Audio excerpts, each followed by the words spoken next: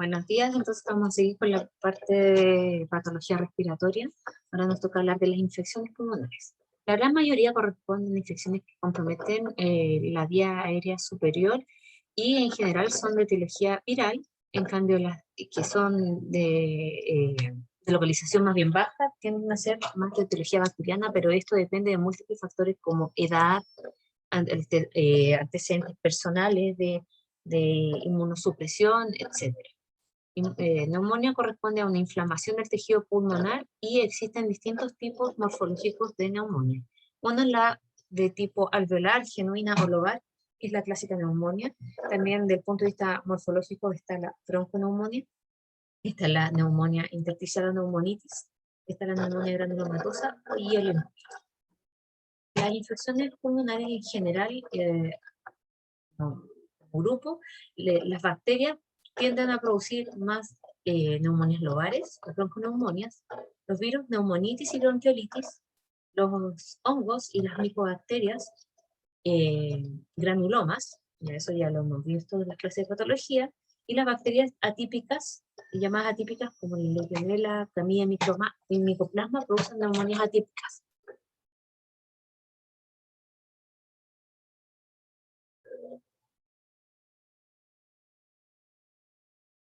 Desde el punto de vista morfológico, las neumonías lobares corresponden a un proceso inflamatorio fibrino purulento de grandes partes del pulmón o del pulmón entero y tiene 4 etapas que corresponden clásicamente, esto sí que me interesa que lo manejen chicos, es la etapa de congestión, hepatización roja, gris y resolución. La etapa de congestión, ustedes van a tener un pulmón que va a estar levemente aumentado de peso por edema, corresponde a la reacción pulmonar dentro de las 24-48 horas desde la infección. El parénquima va a estar hiperémico, rojo oscuro, va a estar pesado por edema, como les había mencionado. Si ustedes presionan el pulmón hacia la vía aérea, va a tener un líquido turbio espumoso gris rojizo por la presencia de glóbulos rojos, polimorfonucleares y macrófagos alveolares. Van a tener vasocongestión y vasodilatación.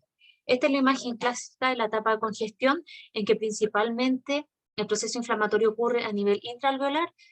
Acá predominan el edema. Hay célula inflamatoria, pero en menor cuantía que en la etapa posterior, que es la hepatización roja, que es la etapa que aparece desde el segundo al cuarto día. El pulmón va a tener abundante exudado de células inflamatorias con escasa fibrina, ¿ya? En el fondo, la primera etapa predomina el exudado, o sea, el líquido, el edema, con un poco de célula inflamatoria. En la segunda etapa predominan las células inflamatorias. El segmento afectado va a estar de color más rojizo, por eso su color rojo, y como el hígado, por eso hepatización. Y ven que usted se ve diferente que la que habíamos visto acá, que es la etapa, perdón, de congestión, que predomina este material rosadito, que es el edema. En cambio acá predominan las células inflamatorias. Los alvéolos están totalmente rellenos por polimorfonucleares neutrófilos. Después aparece la etapa de hepatización gris, que ocurre entre el cuarto al sexto día. Es la etapa que existe hepatización gris de cuarto a sexto día, máximo volumen y peso, se destruyen los glóbulos rojos y persiste un exudado fibrino purulento que se observa macroscópicamente como una superficie blanquecina hística. ¿Ya? En esta etapa, el pulmón es la etapa de máximo volumen, como les había mencionado, y va a tener mucha fibrina. ¿Ya? Van a tener atelectasias periféricas, y el pulmón se observa granular seco, ¿ya? Pero como más grisáceo. Ven que la histología es distinta porque los alvéolos están rellenos de fibrina, con mucha fibrina y con exudado inflamatorio también de polimorfonucleares neutrófilos, pero tiene menor cuantía que la etapa anterior de la hepatización roja, ¿ya? Y acá les estoy mostrando una pleuroneumonía. Ven que acá está la pleura, ya llegó el exudado inflamatorio hacia la pleura, está engrosada con fibrina y todos los alvéolos rellenos con fibrina. O sea, estamos en la etapa de hepatización gris. En cambio esta, ¿cuál sería? Esta es la etapa de hepatización roja. Ven que predominan muchas células inflamatorias, muchos puntitos. En cambio la otra se ve muy rosado, ¿ya? Fibrina células. Esta es hepatización roja, esta es hepatización gris. La neumonía se caracteriza porque es un proceso inflamatorio localizado, o sea, es uniforme y sincrónica. ¿Qué quiero decir con esto? De que se localiza generalmente en un puro lóbulo o un área, es uniforme y es sincrónica. Quiere decir que las etapas que mencionamos, de congestión, hepatización roja, hepatización gris y de resolución, se producen de manera consecutiva, ¿ya? O sea, si yo tomo una biopsia acá o acá, va a estar en hepatización gris, no en diferente, ¿ya? Acá tenemos una etapa de hepatización roja. Ven cómo se ve rojizo, homogéneo como el hígado en ese sitio, ¿ya? Edematoso y hiperémico. Acá está fijado con forma libre. Y la etapa de resolución, que en el fondo es la final, es la acción de los macrófagos. El exudado está reabsorbido por vía linfática y es expectorado. La aparición de los macrófagos es el signo histológico más precoz del inicio de resolución, ¿ya? Dura alrededor de 6 a 12 días. Y lo más importante, como que les había mencionado, es que aparecen los macrófagos porque ellos tienen que fagocitar todos los detritos. En general van a ver ustedes un pulmón que tiene áreas más bien amarillentas y ven que esto dura 6 a 12 días, o sea, el pulmón ya está listo para airearse hacia el día 14. Acá estamos viendo los alvéolos, el lumen alveolar, estamos viendo macrófagos espumosos, estas células espumositas, intraalveolares, son macrófagos. Bronconeumonía. Corresponde también a un proceso inflamatorio pulmonar infeccioso en el cual los focos de consolidación de inflamación supurada van a estar de manera dispersa en distintos lóbulos a la vez con predominio bilateral. Y a diferencia de la neumonía, son múltiples y pequeños los focos confluentes, ¿ya? No comprometen un lóbulo completo a diferencia de la neumonía lobar. ¿Ven? Que vamos a ver varios foquitos en distintas áreas del pulmón. Ven acá más foquitos distintos, pero se dan cuenta que tienen una coloración diferente, y eso estará dado porque la bronconeumonía es de carácter difuso, en parches, pero además, como le había dicho, es multifocal, pero es heterogénea y asincrónica. Eso nos da la explicación de que veíamos en estas fotitos distintos colores. ¿Qué quiero decir con esto? Que en un mismo tiempo ustedes van a tener distintas etapas evolutivas del proceso neumónico, ¿ya? Por ejemplo, acá pueden tener áreas de hepatización roja, acá de hepatización gris, otras de resolución, en un mismo momento, ¿ya? En cambio, la neumonía era sincrónica. Este es un resumen para que recuerden las etapas del proceso inflamatorio de congestión, las primeras 48 horas, hepatización roja hasta el cuarto día, hepatización gris hasta el sexto día, y después la resolución hasta el día 12, pero los tiempos, así de manera seguida, en general, corresponden a la neumonía. En cambio la bronconeumonía se encuentra en las tres fases de manera simultánea. Es por eso que los tratamientos antibióticos de las neumonías son 14 días, ¿ven? Por el tiempo evolutivo del proceso inflamatorio. ¿Cuáles serían complicaciones?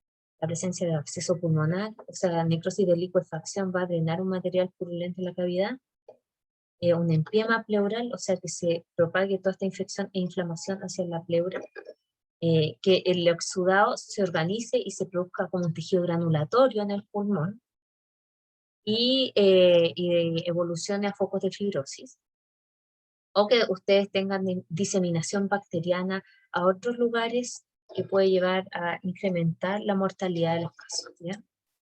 Acá estamos viendo focos abscesos, ¿ven? Cavidades con una membrana que es la capsulita. Acá hay otras áreas también cavitadas, que tienen un material blanquecino amarillento, irregular. En este caso, neumonía abscedadas aspirativas, en general tienden a ser del lado derecho por la disposición de los lóbulos, de los bronquios, pero superiores. Cuando ustedes tienen una neumonía aspirativa, en el fondo como van a aspirar contenido gástrico o lo que sea, lo que van a tener ustedes es un proceso inflamatorio, pero que además tiene reacción granulomatosa. ¿Ven? Acá estamos viendo granulomas con células gigantes multinucleadas que están comiendo material de tipo cuerpo extraño. ¿Ya? Esta es un paralelo de las fotos macroscópicas para que ustedes vean la diferencia entre una neumonía lobar en hepatización gris y una multifocal, que es una bronconeumonía. Ven que están los dos lados de la cisura, foco en distintas partes. ¿Ya? Eso es, en general, la respuesta frente a procesos supurados, bacterianos. Después tenemos la neumonitis, que es un proceso inflamatorio agudo, que en general tiene etiología viral, dentro de las cuales también pueden, como etiología, ser producidas por bacterias atípicas, ¿ya? Acá el proceso inflamatorio no se produce a nivel intraalveolar, ¿ven? Se produce a nivel de los tabiques, en el intersticio. En el intersticio pulmonar ustedes van a ver edema y un infiltrado inflamatorio que es de tipo mononuclear, porque es en relación a virus, ¿ya? Y entonces van a tener linfocitos y macrófagos. Van a tener por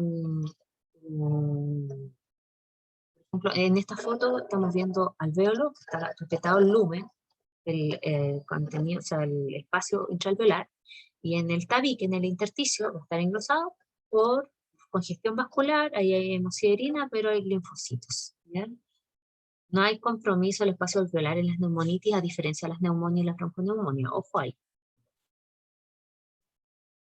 Tuberculosis. En esta clase estamos como haciendo un paseo por varios tipos de infecciones. Ya traten de tener como, ir anotando un tip de qué caracteriza a cada una de las entidades. Tuberculosis es un tema gigante, está producido por Mycobacterium tuberculosis o bacilo de Koch, que fue descubierto en 1882. Y la OMS estimó que el 2012 a nivel mundial están alrededor de 3,6 millones de casos nuevos de tuberculosis, de los cuales alrededor de un 13% está asociado a inmunosupresión por VIH. ¿Ya? Entonces es una enfermedad que está relativamente controlada y que debido a distintas causas, como por ejemplo inmunosupresión, etcétera, ha ido en aumento. En general es adquirida por contacto de un individuo susceptible, o sea, un enfermo a uno susceptible a través de las secreciones. Usualmente la forma más conocida es forma pulmonar y el reservorio es humano. Se ha asociado a ciertas características epidemiológicas, ya principalmente hacinamiento, pobreza, inmunosupresión, y fue una infección prevalente que después disminuyó su prevalencia debido al uso de antibióticos, pero como les mencionaba, ha ido aumentando en base a distintas características. Y esas son la incidencia de tuberculosis en los años, que más o menos se mantiene estable alrededor de 14, ¿cierto? Eh, hasta el año 2016. En este estudio de la Universidad Católica, en este estudio que está publicado en la revista chilena de enfermedades respiratorias, podemos ver que en general los pacientes que tienen tuberculosis están asociados a algunas características como diabetes, infección por VIH, ¿ya? Y en este estudio ustedes pueden ver que además la gran parte de las manifestaciones de la enfermedad son a nivel pulmonar, ¿ya? Pero también recuerden que existen otras extrapulmonares como la ganglionar o el urogenital, renal. Me acuerdo de los profes de urología que hablan de la pleurosis cuando era una TB renal.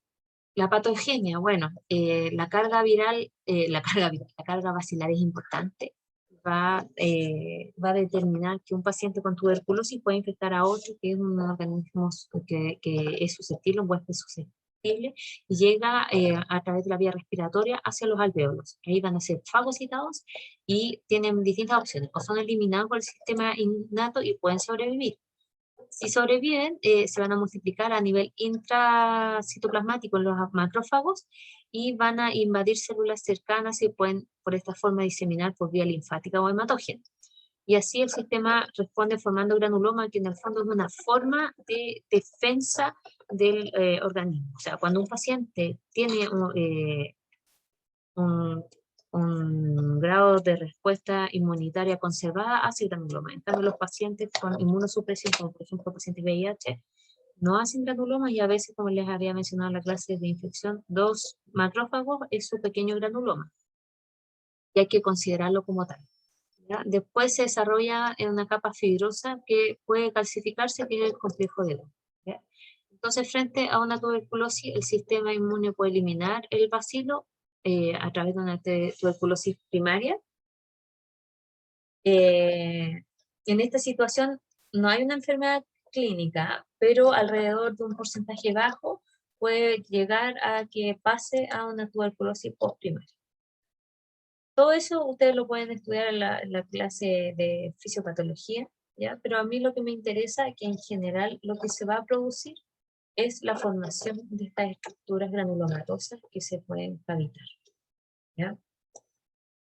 Como les mencionaba, existen 2 tipos de lesión tuberculosa, la lesión exudativa gaseosa y la productiva.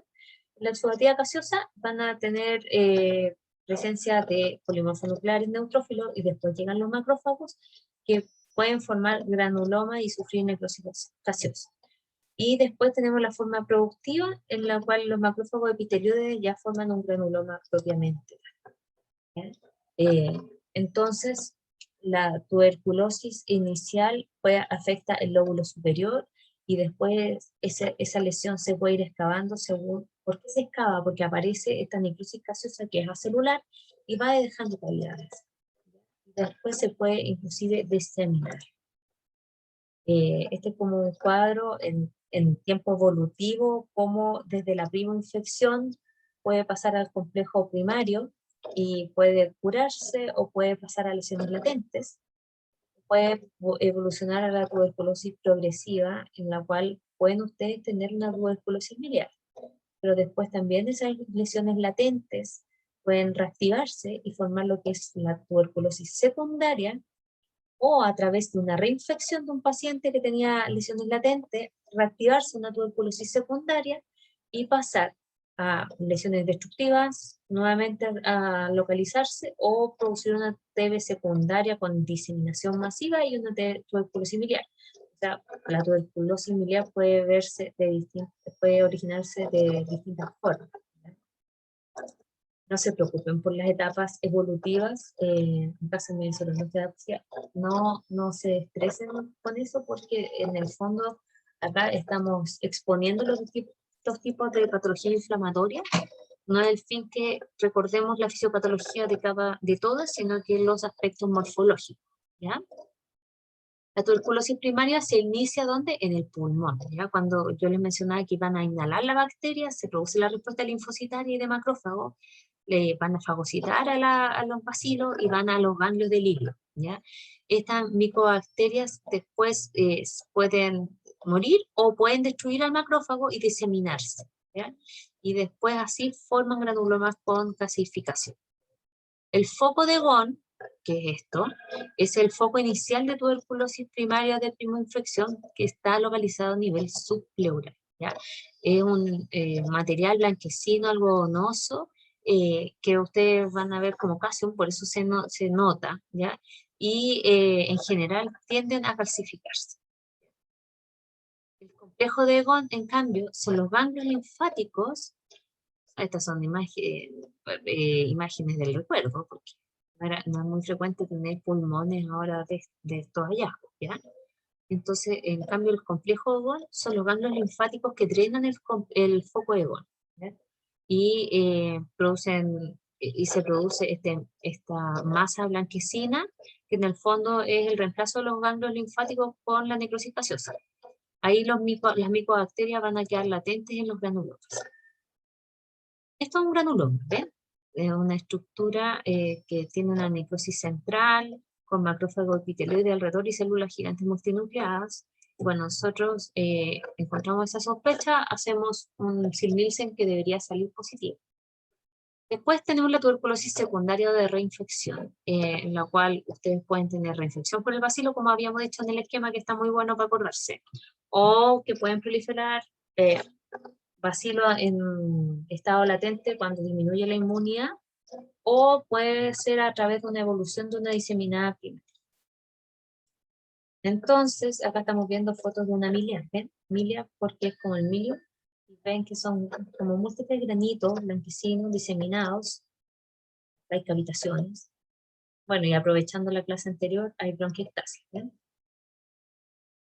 En el pulmón vemos que los alvéolos a nivel alveolar, estamos viendo presencia de unas estructuras nodulares con muchas células inflamatorias, y si nos vamos con mayor aumento, son granulomas, o sea, un área de necrosis central de tipo gaseosa, con estos macrófagos epitelioides radiados, con una corona también de linfocitos y de células plasmáticas, y vemos células gigantes multinúcleas. Esta es una división de Sil-Nielsen, vean acá los bacilos ácido alcohol resistentes. Esto en verdad es foto, pero no es lo más frecuente, a veces uno ve un bacilo, ¿ya? Y lo ve con aceite de inmersión. Entonces, cuando ustedes tengan la sospecha clínica, más en la biopsia aparece un proceso inflamatorio granulomatoso, tenemos que tener ojo ahí, porque la verdad es que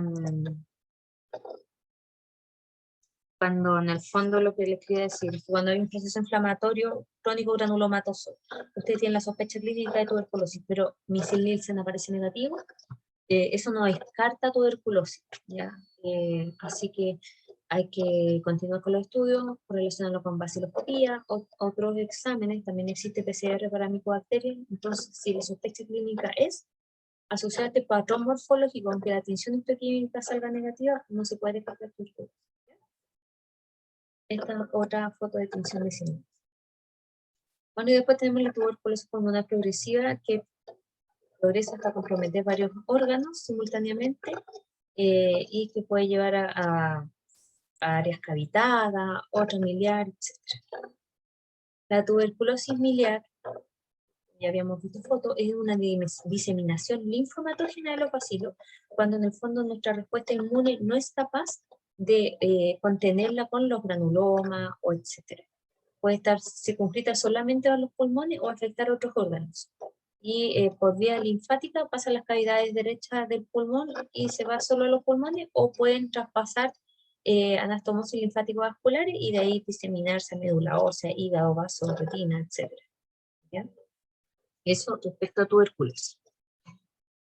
Bueno, no podíamos dejar fuera el daño pulmonar por COVID, que es lo que ha tenido encerrado desde el año pasado.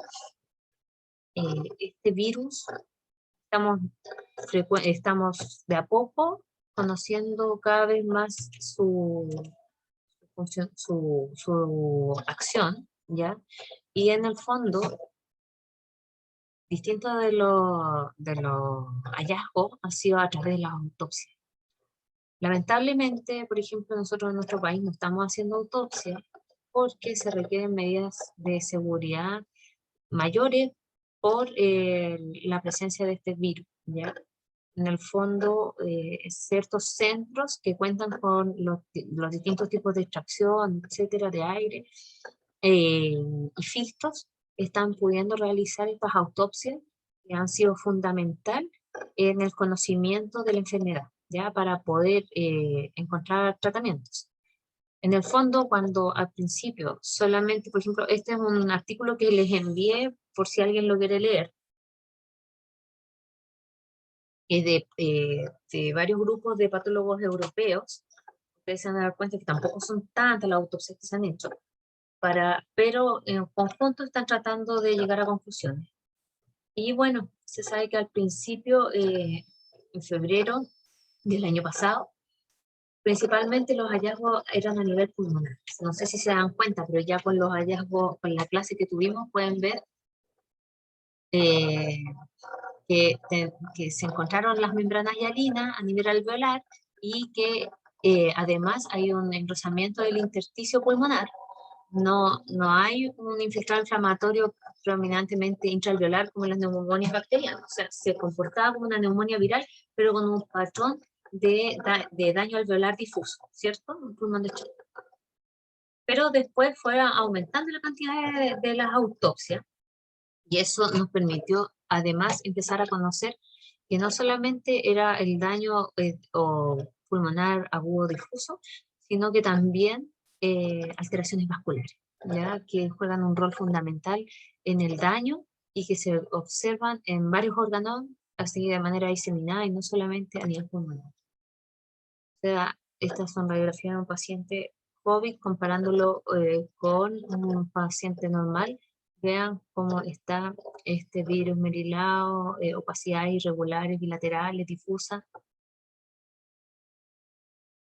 Entonces, a nivel alveolar, este virus tiende a llegar por la vía respiratoria, ¿cierto? Llega a los alvéolos y en ese momento empieza a atacar a los neumocitos y también pasa a través de la barrera, ¿ya? Entonces, tiene una acción tanto intraalveolar como circulatoria, ¿ya? Se mete a los vasos. Se ha visto entonces en distintas series. Estos son temas en publicación, les pongo ahí la referencia por si alguien quiere leer más de los hallazgos de pacientes con autopsia, pero se ven componentes de bronquiolitis y de neumonitis asociados a displasia respiratoria. Ven acá en bronquio con infiltrado inflamatorio, y además vemos que los alvéolos que apareció acá, ustedes ya las conocen, son membranas hialinas. En este mismo artículo además se ve que llaman la atención los neumocitos tipo 2 que se ven atípicos, ven como más cabezones, que deberían ser un epitelio bastante plano, y les encontraron ya que la PCR perdón, la hibridación in situ para COVID, SARS-CoV-2, y acá tiñe los neumocitos tipo 2 que están infectados con este virus. Esta es una técnica inmunohistoquímica que es menos específica, pero que también sirve para mostrar las nucleocápsides virales. Esta es una cromatografía en el fondo para ver el distinto proceso inflamatorio que ocurre. Ven, estos son marcadores de linfocitos T, este es un linfocito B, estos son macrófagos. Entonces, existen múltiples hallazgos post-mortem que se han visto en pacientes con un resultado fatal por COVID, que son tanto a nivel pulmonar como vascular, sistémica, generalizada, y ven que se ve en esta serie que eran... bueno, en esta serie vieron daño alveolar difuso en 16 pacientes, agudo y ya con signos de organización en 8. Daño alveolar difuso en 8 de 12 pacientes, esa es la corte que tenían, que son estudios prospectivos, y en esta daño alveolar difuso de 11 casos, ¿ya? Entonces yo les traigo este tema para que vean que han aprendido respecto a los hallazgos que podrían estar ustedes leyendo en un artículo, ¿ya? Porque en los artículos hablan de la presencia de membranas hialinas, ¿bien? Membranas hialinas a nivel intraalveolar. Después vemos que en este otro trabajo empezaron a encontrar las trombosis. Ven que hay focos de infarto pulmonar, área más rojiza alternada con blanquecina, y en la rama de las arterias pulmonares, miren, tremendos trombos. O sea, tenemos daño por distintas vías, un daño alveolar, miren acá las membranas hialinas, acá en este caso además empieza uno a encontrar áreas de sobreinfección, piensen que estos pacientes están en ventilador mecánico, se empiezan a sobreinfectar con bacterias, ¿ya? Pero esta foto nos sirve para destacar las membranas hialinas y además ver que en la circulación, en los vasitos pequeños, también hay microtrombos. Miren este tremendo trombo de la arteria. Entonces, acá hay otro artículo, vean que los hallazgos histopatológicos también les sirven a los intensivistas, ¿ya?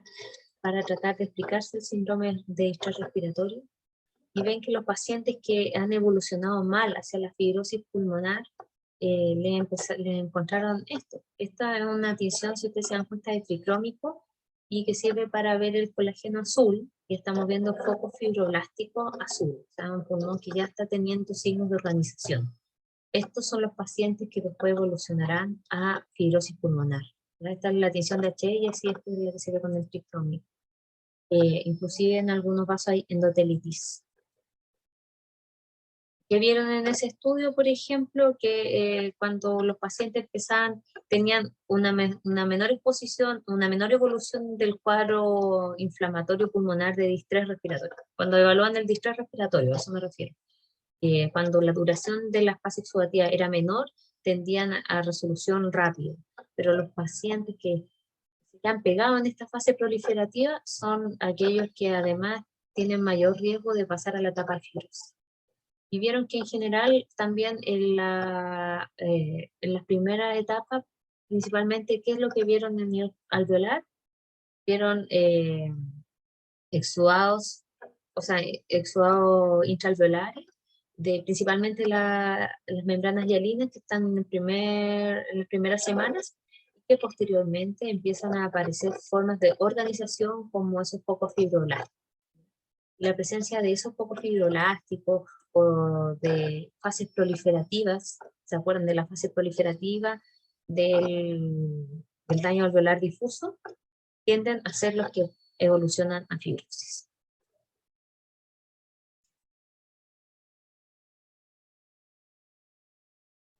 Ya, chicos, eso les quería mostrar, que en el fondo los hallazgos de COVID cada vez van a ir aumentando en la medida que los vayamos buscando, siguen las interrogantes. Porque, por ejemplo, en los tubos endotraqueales, cuando se los sacan a los pacientes están llenos de situación mucosa, ¿qué es lo que implica eso? Los pacientes tienden a tener esta trombosis que es generalizada a nivel tanto renal como en distintos órganos. Nosotros solamente en esta clase estamos hablando de la parte pulmonar, pero también se ve a nivel cerebral, etc. Entonces, de a poco estamos tratando de comprender con las autopsias y otros hallazgos la fisiopatología del COVID, ¿ya?